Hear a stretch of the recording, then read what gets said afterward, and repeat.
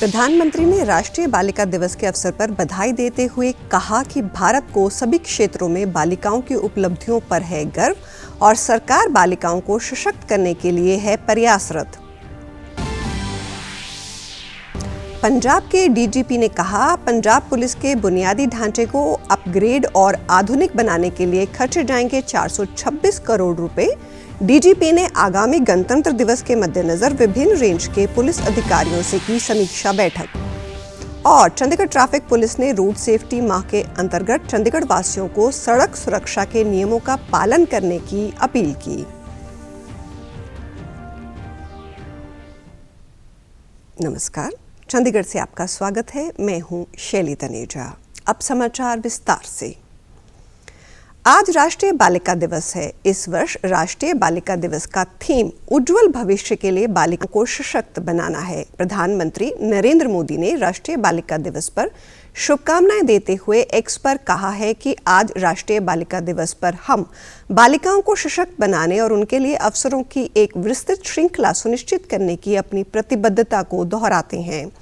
प्रधानमंत्री ने कहा कि भारत को सभी क्षेत्रों में बालिकाओं की उपलब्धियों पर गर्व है।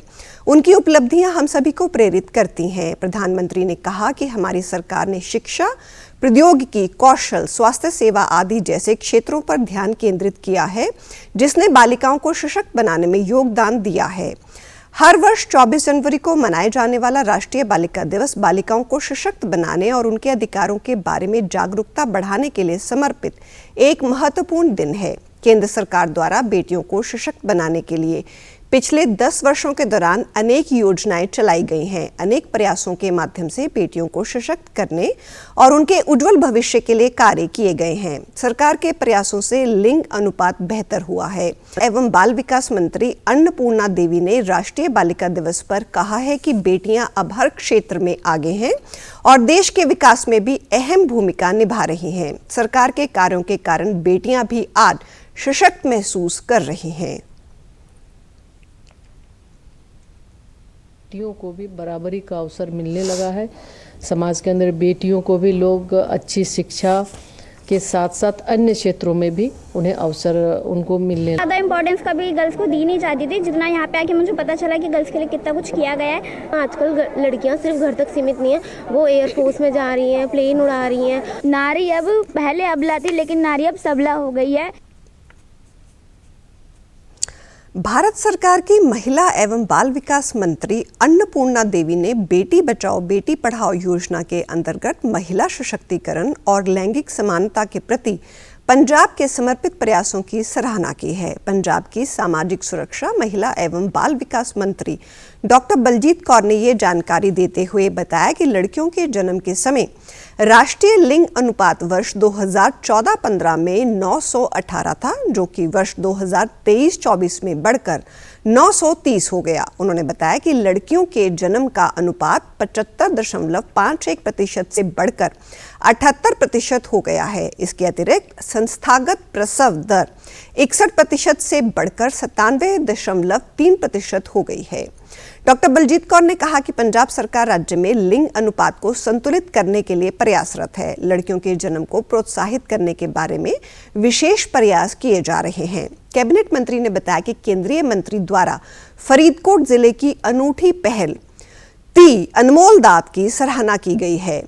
इसके अंतर्गत लड़कियों के जन्म पर पारंपरिक सरही रस्म की जाती है, जो कि आमतौर पर लड़कों के जन्म पर होती है। इस रस्म के तहत नवजात बच्चियों के परिवार अपने मुख्य द्वार पर नीम या सरही के पत्ते बांधते हैं और बच्चियों के पैरों की छाप को संजोकर उनकी जन्म स्मृति के रूप में रखते हैं। इसके अलावा नवजात बच्चियों के जन्मदिन को भी खुशी से मनाया जाता है। डॉक्टर बलजीत कौर ने कहा कि राष्ट्रीय स्तर पर पंजाब के प्रयासों को मान्यता मिलना राज्य सरकार द्वारा लड़कियों को सशक्त बनाने व सामाजिक धाराओं को बदलने के लिए पंजाब सरकार की प्रतिबद्धता को दर्शाता है। बेटी बचाओ बेटी पढ़ाओ योजना के अंतर्गत राज्य सरकार लगातार लड़कियों के बारे में लोगों की मानसिकता और व्यवहार में बदलाव के लिए प्रयास कर रही है। हरियाणा सरकार ने दिव्यांगजनों के लिए समान अवसर सुनिश्चित करने और जीवन की गुणवत्ता में सुधार के उद्देश्य से 10 अन्य श्रेणियों के तहत दिव्यांगजनों को पेंशन देने का निर्णय लिया है। मुख्यमंत्री नायब सिंह सैनी की अध्यक्षता में चंडीगढ़ में मंत्रिमंडल की कल हुई बैठक के दौरान इस फैसले के सहित कुछ अन्य फैसले भी लिए गए। मंत्रिमंडल ने हरियाणा दिव्यांग पेंशन नियम 2016 में संशोधन को मंजूरी दे दी है। केंद्र सरकार द्वारा दिव्यांगजन अधिकार अधिनियम 2016 के तहत 21 प्रकार की दिव्यांग श्रेणियों को शामिल किया गया है। वर्तमान में हरियाणा सरकार 11 श्रेणियों में दिव्यांगजनों को पेंशन का लाभ दे रही है और राज्य सरकार ने अब शेष 10 श्रेणियों को लाभान्वित करने का फैसला किया है, जिससे 32,000 दिव्यांगजन लाभान्वित होंगे। 1 साल का उनका 1,46,00,000 रुपया आज उनका वो माफ किया है। हमने दिव्यांगजनों को के लिए भी जो 2016 में संशोधन को मंजूरी दी गई थी, उसमें संशोधन के अंदर अब हरियाणा में 10 और दिव्यांगजनों की श्रेणियों को उसमें जोड़ा गया है। उनको मासिक पेंशन का लाभ भी वो मिलेगा। इसके अतिरिक्त बैठक में हीमोफीलिया व थैलीसीमिया से पीड़ित रोगियों के मामले में वित्तीय सहायता प्राप्त करने के लिए 18 साल आयु सीमा समाप्त करने का निर्णय लिया गया है। साथ ही हीमोफीलिया, थैलीसीमिया व सिकल सेल एनीमिया के लिए वित्तीय सहायता पहले से प्राप्त किसी भी अन्य सामाजिक सुरक्षा पेंशन के अतिरिक्त होगी। मंत्रिमंडल ने छोटे व्यापारियों को सशक्त बनाने और हरियाणा में व्यापार के अनुकूल माहौल को बढ़ावा देने के लिए कर बकाया राशि की वसूली के लिए हरियाणा एकमुश्त निपटान योजना 2025 को मंजूरी दे दी है। बकाया कर राशि का निपटान करने के लिए हरियाणा में एकमुश्त निपटान योजना 2025 को आज मंजूरी कैबिनेट ने दी है। 10 लाख रुपए तक के नीचे के 10 लाख रुपए से नीचे के ऐसे सब जो लोग हैं उनको ये राहत दी गई है कि उनके मूल में से ब्याज तो पूरा माफ हो जाएगा। मंत्रिमंडल ने हरियाणा बाबा श्री खाटू श्याम चुलकाना धाम पूजा स्थल विधेयक 2025 के मसौदे और वित्तीय वर्ष 2024-25 से वर्ष 2029-30 तक की अवधि के लिए सतत विकास के लिए हरियाणा स्वच्छ वायु परियोजना को भी स्वीकृत कर दिया है।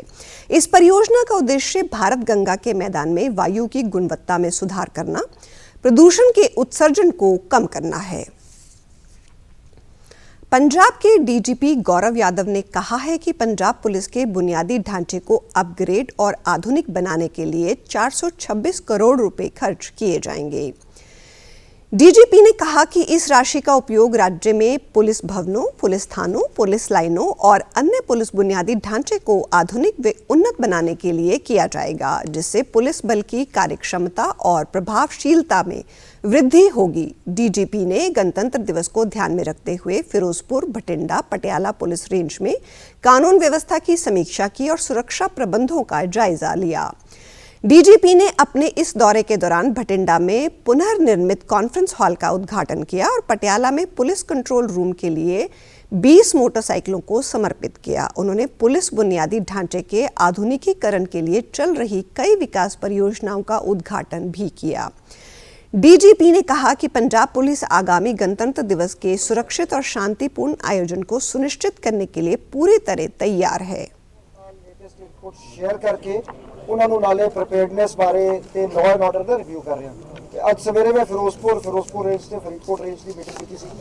ਹੁਣ ਭਟਿੰਡਾ ਦੇ ਵਿੱਚ ਭਟਿੰਡਾ ਰੇਂਜ ਦੀ ਮੀਟਿੰਗ ਕਰਨ ਤੋਂ ਬਾਅਦ ਫਿਰ ਪਟਿਆਲੇ ਦੇ ਵਿੱਚ ਮੈਂ ਅੱਜ ਤੀਜੀ ਮੀਟਿੰਗ ਰੱਖੀ ਤੇ ਨਾਲ ਦੀ ਨਾਲ ਜਾਨੇ ਰੈਨੋਵੇਟਡ ਕਾਨਫਰੰਸ ਹਾਲ ਦੀ ਇਨੋਗ੍ਰੇਸ਼ਨ ਕਰਾਈ ਹੈ ਭਟਿੰਡਾ ਪੁਲਿਸ ਨੇ ਤੇ ਇੱਕ ਓਵਰਆਲ ਜਿਹੜੀ ਪੁਲਿਸ ਵਰਕਿੰਗ ਦਾ ਇੱਕ ਨਾਰਮਲ ਹਿੱਸਾ ਹੈ। टाइम टू टाइम विजिट्स करके ऑफिसर्स नाल इंटरैक्ट करके उन्हां दी ब्रीफिंग की जाती है, लेटेस्ट इनपुट्स शेयर किए जाते हैं। डीजीपी ने विभिन्न रेंज के अधिकारियों के साथ कानून व्यवस्था समीक्षा बैठकों की अध्यक्षता करते हुए राज्य में कड़ी सुरक्षा व्यवस्था सुनिश्चित करने के लिए सुरक्षा अलर्ट और अन्य आवश्यक जानकारियां साझी की।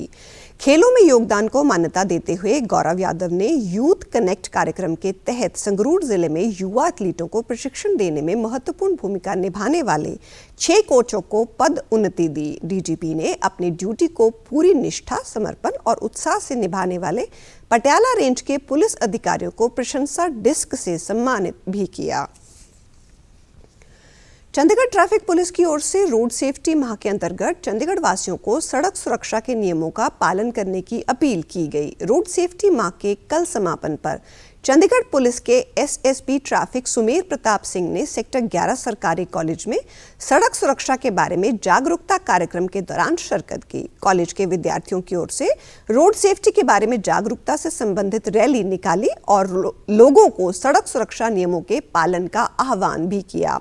सुमेर प्रताप सिंह ने इस अवसर पर विद्यार्थियों द्वारा लोगों को जागरूक करने के लिए किए गए प्रयासों की सराहना की और उन्होंने कहा कि सभी सड़क सुरक्षा के नियमों का पालन जरूर करें और ऐसा ना करने के कारण ट्रैफिक के चालान भी बढ़ रहे हैं। उन्होंने कहा कि ट्रैफिक नियमों का पालन करने से अपनी और दूसरों की जान बचाई जा सकती है।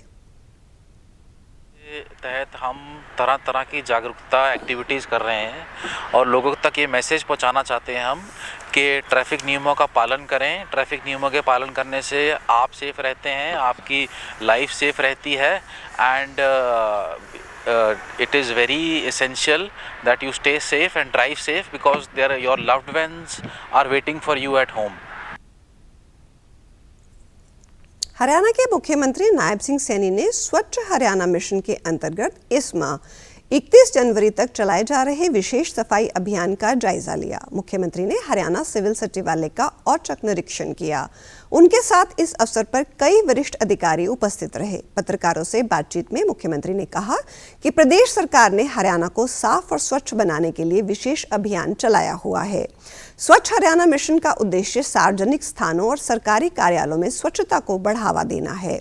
उन्होंने सभी जिला अधिकारियों को निर्देश दिए कि वे अपने अपने कार्यालयों में सफाई व्यवस्था पर विशेष ध्यान दें। उन्होंने कहा कि प्रधानमंत्री मोदी देश को स्वच्छ बनाने के लिए निरंतर प्रयासरत हैं और उन्होंने देश के नागरिकों से स्वच्छ भारत, स्वस्थ भारत बनाने का आह्वान किया है। मुख्यमंत्री ने कहा कि व्यक्तिगत स्वच्छता के साथ साथ अपने आसपास को स्वच्छ बनाए रखने की जिम्मेदारी हम सभी की है, जिस पर विशेष ध्यान देने की आवश्यकता है। सभी विभागों को भी इस बात के लिए आदेश दिए गए हैं, चाहे वो जिला स्तर के ऊपर हैं, उपमंडल स्तर के ऊपर हैं। सभी विभाग अपने अपने ऑफिसों के अंदर स्वच्छता अभियान चला करके जो वेस्टेज सामान है उसको निकालें ताकि एक ऑफिस के अंदर अच्छा वातावरण हो। अच्छा वातावरण होगा तो बैठने के लिए भी मन करता है। आदरणीय प्रधानमंत्री जी तो इस विषय को लेकर के बहुत ज़्यादा एग्रेसिव रहते हैं।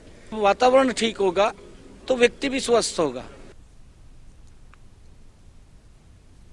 पंजाब के राज्यपाल गुलाब चंद कटारिया ने प्रसिद्ध मौलाना अबुल कलाम आजाद ट्रॉफी जीतने के लिए चंडीगढ़ के समीप एक निजी यूनिवर्सिटी के विजेता खिलाड़ियों को बधाई दी है। पंजाब राजभवन में राज्यपाल ने ट्रॉफी के साथ यूनिवर्सिटी के वरिष्ठ प्रबंध निदेशक दीप इंदर सिंह संधू के नेतृत्व में खेलो इंडिया यूनिवर्सिटी गेम्स 2024 दल के विजेता एथलीटों से मुलाकात की और राष्ट्रीय व अंतर्राष्ट्रीय मुकाबले में उत्कृष्ट उपलब्धियों के लिए खिलाड़ियों की सराहना भी की।